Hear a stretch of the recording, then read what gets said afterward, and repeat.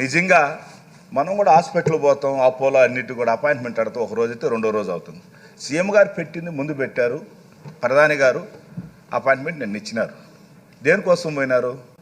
దేనికోసం? రాష్ట్రం ఆ మహానుభావుడు అప్పులు చేసి వెళ్ళిపోతే, పోలవరాన్ని ముంచేస్తే, ఇవన్నీ కూడా ఆయన కోసం, ఏది రాష్ట్రం కోసం పోయినాడు. అసెంబ్లీ వదిలేసి రాష్ట్రం కోసం. మన పరిస్థితి బాగాలేదు. ప్రధాని గారు, నేను పాకిస్తాన్ ప్రధాని కలిసింది, ఇండియా ప్రధాని కలిసింది, ఇండియా ప్రధాని కలిసింది. అదేందో కలవకూడదంటే ఎంత అన్యాయం ఇది. చంద్రబాబు నాయుడు గారికి ఏదైనా రాజకీయం చేయాలనే కోరిక, ఆయనకి ఏదైనా ఏ విషయమైనా డబ్బు రాకూడదు, ఆంధ్రాకి డబ్బు రాకూడదు. కాబట్టి ఇది మంచి పద్ధతి కాదు. ఎందుకంటే రోజు వచ్చి ఈరోజైతే పైకి ఎక్కి మేము మీద పేపర్లు వేస్తుంటే మేము కూడా చాలా బాధపడ్డాం. మామూలుగా మీరు ఒకసారి ఇస్తేనే కసురుకునేవాళ్ళు, అట్టోళ్ళు 10 సార్లు ఇచ్చినా కూడా చాలా మారిపోయినారు. నిజంగా ఎంత మారినారంటే నిజంగా ఎక్కడ మార్పు అనేది ఎక్కడోదేడా వేమన కూడా ఒకసారి వచ్చింది మార్పు. మా స్పీకర్ గారు కూడా ఎంత మార్పు ఎట్టొచ్చింది. మామూలు కసురుకుంటారు, దూరం పోండి అని. నిజంగా మీరు నెత్తిని కూడా వచ్చి పేపర్ పెట్టినా కూడా మీరు ఏం మాట్లాడాల అంటే వాళ్ళు నిజంగా వాళ్ళకి చంద్రబాబు నాయుడు ఎట్టున్నాడంటే ఏదో ఒక ఇష్యూ అయితే స్టేట్ ఇష్యూ చేయాలి. స్పీకర్ గారు కసిస్తే దీని మీద ఒక హెడ్డింగ్ పెట్టాలి. కాబట్టి రాష్ట్ర ప్రజలందరికీ తెలుసు ఎందుకు పోయినారు. మేలు కోసం పోయినారు. ఎందుకు పోయినారు? జగన్మోహన్ రెడ్డి గారు ప్రజల కోసం మనిషి, ప్రజల మనిషి.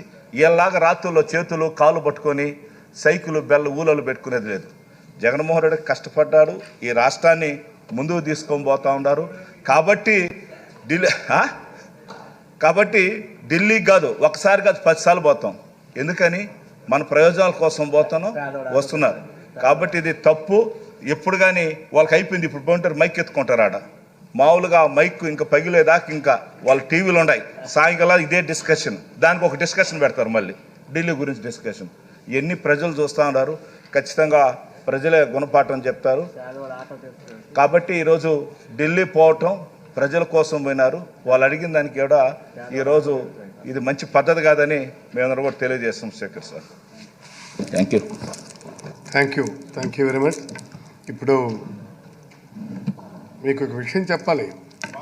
వారి ఏంటి ఇంత మీరు మౌనం సహనంగా ఉన్నారంటే వాళ్ళది బాధ్యత రాహిత్యం, నాది బాధ్యత. ఈ సభను నడిపించాల్సినటువంటి బాధ్యత. ఎంతో విశ్వాసంతో, నమ్మకంతో ఈ సభానాయకుడు నాకు ఈ బాధ్యతలు అప్పచెప్పారు. కాబట్టి చరిత్రలో కలంకితుడుగా ఉండదలుచుకోలేదు నేను. మౌనం అంటే అది సహనంతో పాటు మౌనానికి ఒక భాష కూడా ఉంది. అది వాళ్ళు అర్థం చేసుకోవాలి. ప్రజలకు తెలియనివ్వండి. నేను ది డే బిగిన్ శాసనసభలో చెప్పాను. ఈ శాసనసభాపతిగా ఈ బాధ్యతలు స్వీకరించినాడు. గుర్తుంచుకోండి, శాసనసభ అంటే ఇట్ ఈ స్టాండింగ్ మిర్రర్ లైక్.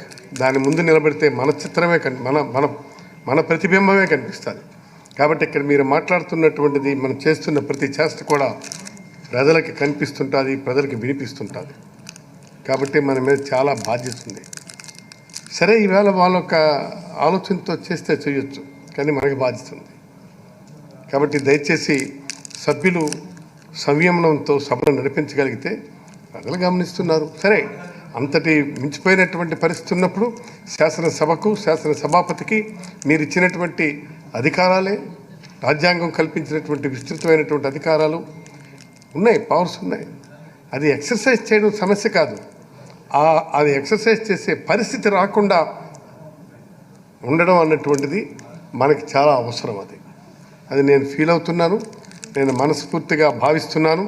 ఈ సభానాయకుడు మిగిలిన గౌరవ సభ అంతా నాకు అప్పచెప్పినటువంటి బాధ్యతల పట్ల ఎప్పుడూ నేను బాధ్యతగా కృతజ్ఞతతో వ్యవహరిస్తానని తెలియజేస్తూ మిగిలినటువంటి సభ